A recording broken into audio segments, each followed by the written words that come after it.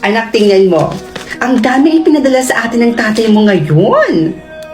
Nay, matanong ko lang, ano po ba talagang trabaho ni tatay sa ibang bansa? Bakit ang dami niya palaging pinapadalang pera? Anak naman, syempre marangal. Ano bang iniisip mo na nang-hold up yung tatay mo dun sa abroad? O siya anak, magbihis ka na doon at magsha-shopping tayo ngayon.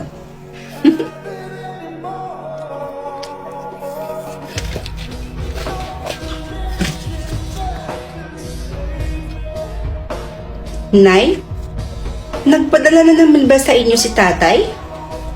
Di ba kakapadala lang niya nung isang araw? O bakit anak? Ayaw mo ba ng ganon? Na marami tayong pera? O ito na ha. Ayan, baon mo yan. O yan, ubusin mo yung pera mo na yan ha.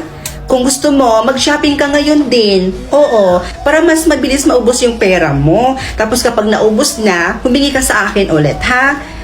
Ano kaya kayo ng mga kaibigan mo? Puntahan nyo kung ano yung gusto nyong puntahan, mag-travel kayo, ganun-ganon. Gumastos ka lang anak, humingi ka lang sa akin kapag naubos na yung pera mo. Huwag na po, Nay. Itatabi ko na lang ito. Sayang din pang dagdag ng ipon ko. Bala ko kasi sanang bumili ng sasakyan.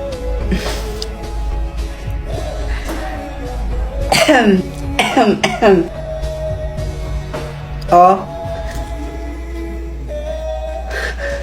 Oy, ano pang hinihintay mo dyan, anak? Testing mo na yung kotse mo. Nandoon na sa labas yung paborito mong kotse. Totoo ba to? May sasakyan na ako? Tay, bakit ganyan po yung tono ng boses nyo? May sakit po ba kayo? Baka inaabuso niyo na po yung katawan nyo kakatrabaho. Ang laki pa naman ng perang pinapadala nyo dito sa amin sa Pilipinas. Tay, may itatanong lang po sana ako sa inyo. Ayaw po kasi sabihin sa akin ni nanay eh. Tay, ano po ba talagang trabaho nyo dyan sa abroad?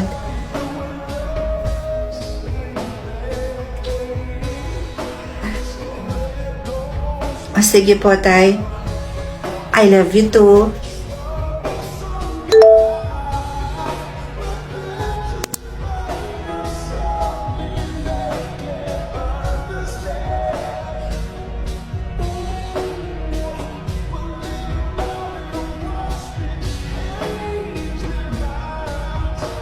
Ano pa naman yan, Berto? Magpagaling ka na yan. Paano naman tayo yan kapag umuwi ka? Diyan ka na lang? Ano ka ba naman? Magpagaling ka dyan, tapos magtrabaho ka na ulit. Tapos yung pipiliin mo makatrabaho mo, yung walang sakit. Nay, ay, anak, si tatay ba to? Si tatay ba yan? Sabihin niyo sa akin ng totoo, Nay. Ano po ba talagang trabaho ni tatay sa abroad? Bakit ang bilis natin yumaman? Oo na, eto na. Eto na, sasabihin ko na. Ang trabaho kasi ng tatay mo sa Malaysia, anak. Isa siyang keyboard actor sa Malaysia. Ano? Nakikipagtalik ang tatay mo sa mga kapwa niyang lalaki, anak. Para kumita ng malaking pera. Pero ang kapalit naman nito, kailangan daw videohan. All this time, alam nyo yung trabaho ni tatay sa abroad, pero hindi nyo siya pinigilan? Pero anak, alam mo namang kahit isang tuka lang tayo noon. Pero kita mo ngayon, ang dami na nating pera, ang ganda ng bago nating bahay, at ang laki-laki. Tapos nabibili na natin lahat ng gusto natin. 'Di ba? Dahil lang yun sa trabaho ng tatay mo, anak. Wala akong pakialam, Nay. Kahit maubos pa lahat ng naipundar natin, makauwi lang si tatay dito ng buhay.